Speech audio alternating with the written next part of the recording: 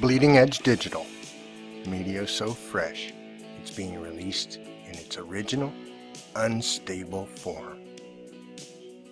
If you like what you see, be sure to press that like button and subscribe.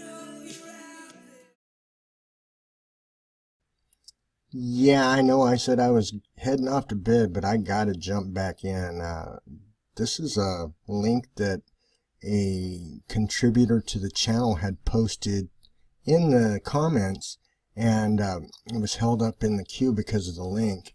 It thought it had some code in it that was bad, but at either rate, this was submitted by a guy by the name of S. Johnson. I think it was a guy. This is in the New York Times yesterday, and it's about the Federal Reserve scam that's going on.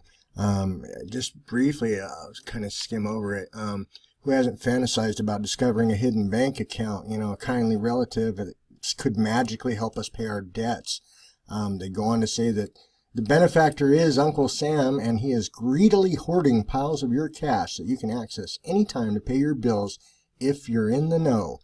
The scheme, promoted in online videos as well as through emails and phone calls, tells of secret government bank accounts that consumers can tap into to pay their bills and make purchases electronically, using their Social Security number as an account number combined with the Federal Reserve Bank routing numbers, a number used by the Fed to sort and process payments between banks.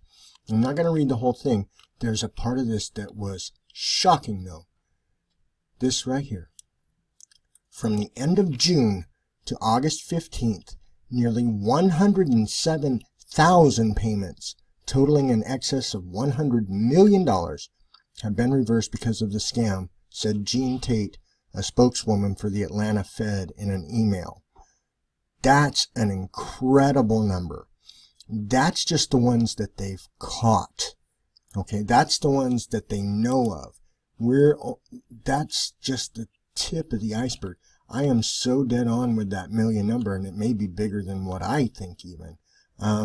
It does go on to warn people that the unfortunate thing about scammers is that they're creative. Consumers should be wary if they're contacted about any scheme or watching any of these variants. Consumers should protect their confidential information. Been saying that since the beginning. These guys have access to your Social Security number when they're helping you fill out these papers, folks. The Treasury Department has noted a variation of the scam involving using the routing numbers from different federal agencies. That's Mike O'Brien's clan, Harvey Dent, and the rest of the crew telling you about the lesser bank schemes and credit unions. And I found this routing number. I found that routing number. So what if I tried to pay a bill using the account scheme and incurred fees?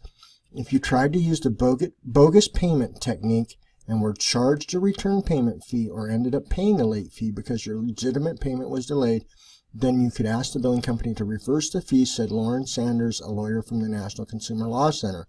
But the payees may be unsympathetic. They don't have to accept your reasons. It's a scam. Even if the scheme is not a scam in the classic sense, she said, it's certainly bad advice that's going to hurt you. Where can I find information about identifying payment scams? The FTC has this stuff on their website, and I'll list that FTC link in the description below. Bottom line, folks, they've been screaming from the beginning that mainstream media hasn't covered this, and here it is in the New York Times. So this is a thing. 107,000 reversals. I gotta make one little comment here. These guru guys gotta be cutting out the comments and submissions about reversals, because they have to have people in their crew, in their clan, in their family, in their movement, whatever they're calling it, that are screaming bloody murder about this, about their reversals and all the fees that they're incurring. Somebody somewhere is sweeping a whole bunch of crap under the rug, and I think it's, you know what I think.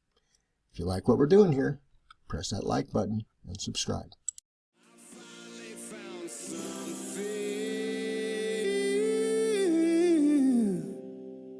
I'm so good at